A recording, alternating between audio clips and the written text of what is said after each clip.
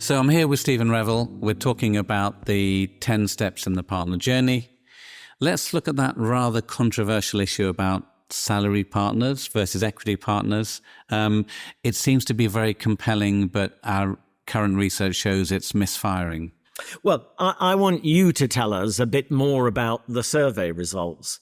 And I saw the preliminary results. And for me, the single biggest, most important piece of information out of that survey was clients don't know the difference. And I think that's a critically important issue. And we need to look at this issue, not just from the perspective of the law firm, but from the perspective of the clients. And that message was loud, clear, and unambiguous. Clients do not see the difference. So we can use that as a really important piece of base data, because if clients don't see the difference, we shouldn't have different criteria. We shouldn't be saying, well, salaried partners don't need to be as clever as equity partners, because the client is seeing a partner. And indeed, in many firms, that word salaried, that word equity, doesn't appear outside the firm. So nobody knows outside the firm. They are all partners. They are wearing your brand. So the idea that salaried partners could be some lesser qualified type of individual, I think is a really false premise, given what that data told us about clients' views and indeed the danger of reputational damage. We are as weak as our weakest partner in that sense. So we want to look at salaried partners because the question law firms are having is how do they grow and how do they maintain the people they want, and is it everyone coming to equity or not? So there's a huge increase in the number of firms having salaried partners, and those with salaried partners are looking at increasing them. Over 190 firms took part in the survey. We interviewed some, as you know, and the rest filled in surveys. I was exceptionally struck by the fact that for the independent firms, the majority, the role description for the salaried partner and the equity partner was the same. However, for the global firms, they were very, very different. I mean, would you be surprised by that at all? I was a bit surprised by that. And I think you'd have to dig to that next level of detail of which global firms, which international firms, because I think at that level, there are some quite big differences in approach. I also took some comfort from the survey that actually many firms recognize that salaried partnership isn't the silver bullet. Yeah. And I think the most nuanced thinking that I took away from the survey is the view that the salaried partner phase is somewhat of a testing ground. And I think that's the best reason to have a salaried partner cadre. And I think in part that's retention. Are we making salaried partners earlier in their career than we would make equity partners? So we're retaining them by giving them the partner title, but also giving them the carrot of equity partner in the hope that they will come through. I don't think, and again, I'm potentially going against what some firms will want to hear, I don't think we should be making a salaried partner who doesn't stand a chance of becoming an equity partner. And in that regard, see above, the clients view them all as partners. Yeah. And therefore, developing salaried partners as a bunch of second-class citizens, I don't think is the right thing for most firms. Might be the right thing for a few firms, but not for every firm. I'm struck with, I'll just tell you this anecdote because I found it fascinating. An Australian firm of size, one of the top 5, went through a period of making every associate that might possibly become a partner, a salaried partner. And they had a 3-year proving ground in the knowledge that only half or less than half of them would actually become a real partner. And so it truly was a proving ground. It led to a lot of dysfunctional behavior amongst those people, almost fighting in the corridors over jobs. So they stopped it. But it is taking the proving ground, in a sense, to the extreme. We'll put them all in the barrel and see who shoots who and who emerges at the other end as a partner we want. I don't think that's the way to choose partners. That sounds like a culling, doesn't it? That sounds like culling. I think the question that the word that strikes me through this, and I agree with everything you say, is the ambiguity of the role. And I remember in one of the interviews, as you will know well, a very senior former partner from a very important firm saying, in their time in the firm, on 2 occasions they decided to have salaried partners, only to look back later to understand they did that for the right reasons, but it was misfiring royally. So if the salaried partner is a gateway into equity, how that gate opens is obviously the key and the thing that isn't working for many of these firms. And that brings us back to the discussion we had a couple of sessions ago around being really clear on the role of partner and whether that role changes from from salaried to equity. And in what way it changes. What are the expectations we have on salaried partners to demonstrate they can become equity partners? Dare I say it, unless we're clear on that, we're going to make bad decisions and we're going to upset the salaried partners. I worked with a firm recently in the Middle East, and to a person, the salaried partners were all unhappy because they didn't understand the process of becoming equity partners. And they all looked at me and said, we don't know what we're meant to do to become an equity partner. No, I couldn't agree more. So when we asked the firms in the survey, have you found that your firms become more profitable through the use of salaried partners? 31% said no. And when we looked at the different types of firms, for the niche firms, 61% saw reduced profitability because of the salaried partner role. And for the national firms, that was 52%. And as some of the responses said, we're promoting our senior associates into salaried partner to keep them, but because they're not developing the practice in that entrepreneurial way that we've referred to in a former discussion, that's increasing cost. So it's what one of the law firms was describing. It's the marzipan layer across the top of all of your work because you're including the salaried partners that are not originating, developing teams. They're just sucking profit out of every piece of work. Yes, it's interesting, I think, both in the survey and in the conversations we have with many firms. They talk about salaried partners being part of saving money. Yeah. And that's a complete misnomer. The costs typically go up. Costs go up. And the question then is, does revenue go up even more in terms of making them profitable? Yeah.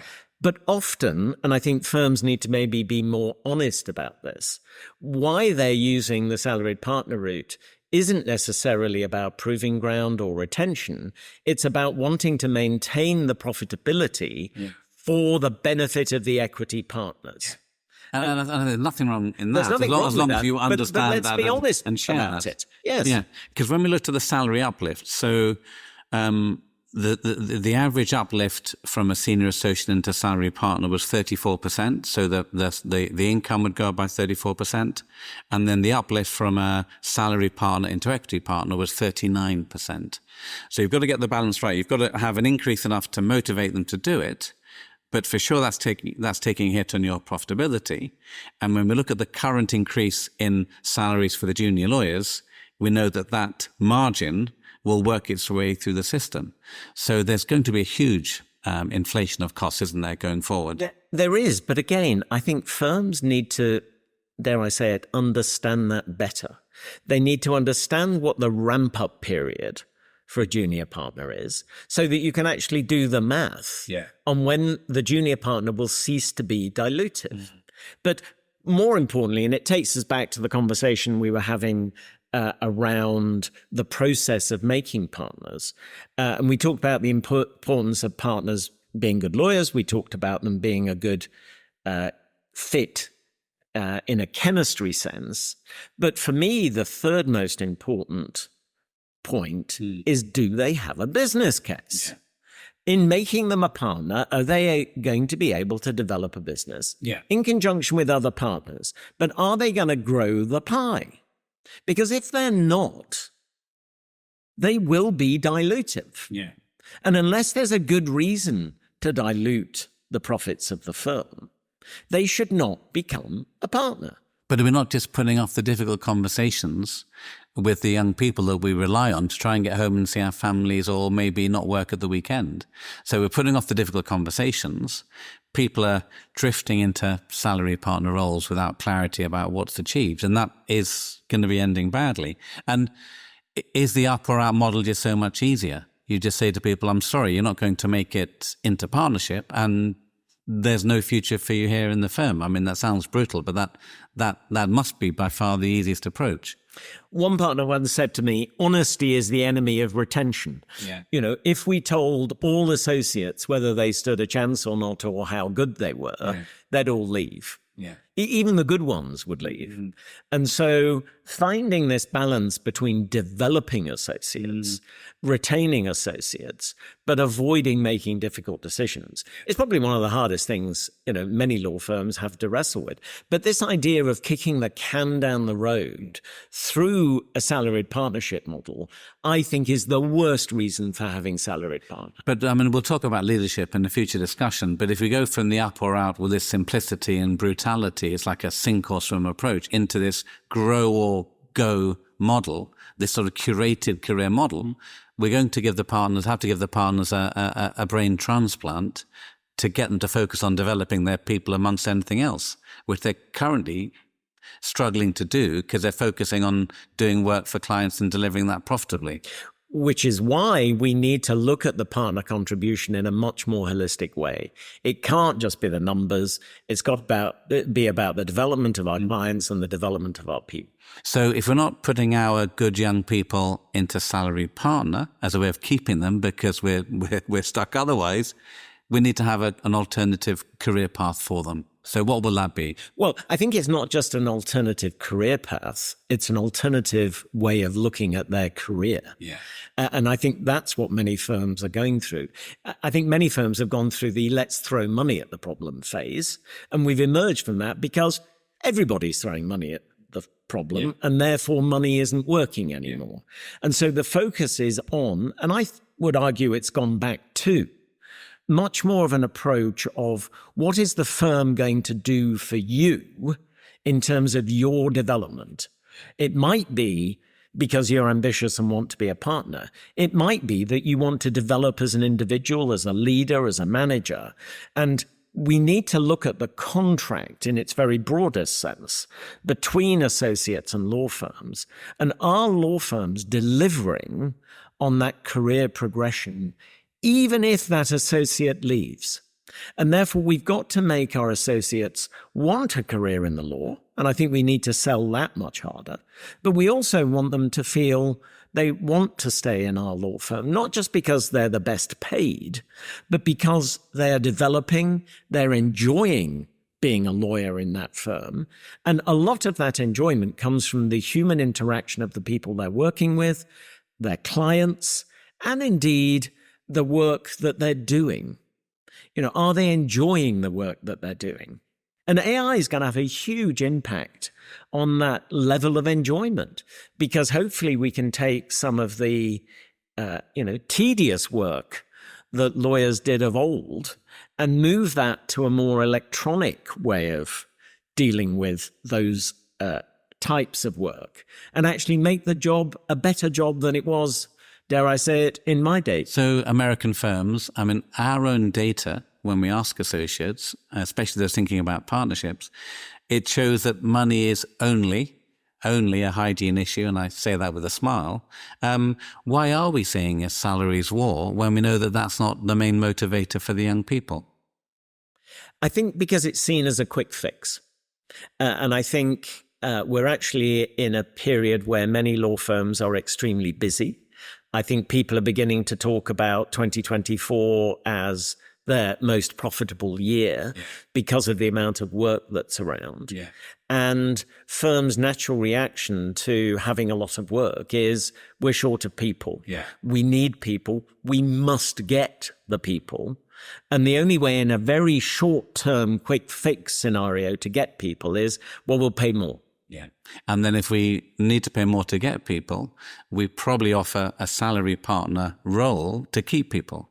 So we could expect that salary partner cadre to get bigger as things go well, and then to slim down again as and when required. Well, it becomes a very vicious circle in the sense of once you start recruiting at a higher level, you suddenly got to pay all your own people at a higher level. And you're then getting this compression between highly paid senior associates and junior partners.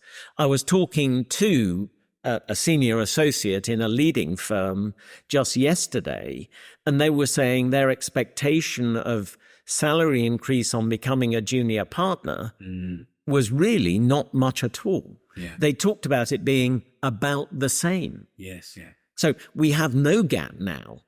And therefore, you would have to ask yourself, well, I'm becoming a partner because I want the title and because I believe that will help develop my career. And I believe in the long term, my salary will grow as well as all the other good things that come from being a partner. But the day one situation may not be as rosy. Yeah. And I know one question we were keen to learn from our latest research is, and apologies, I'm not going to reveal the answer here, is what is the average difference in the lowest earning partner in a firm and the highest earning? Is it 1 to 5? Is it 1 to 10? But I think that will be a very, very interesting piece of data. And the difference that we're seeing at the moment, I mean, I think we're both expecting to see a growth in the difference, aren't we? But we'll wait and see what they do. Yeah, there's some really interesting stuff. And I think that does vary across geographies and across firms. Sometimes it's 2 or 3 partners taking the lion's share, and how firms develop when they've got that situation is a topic for another day, as they say.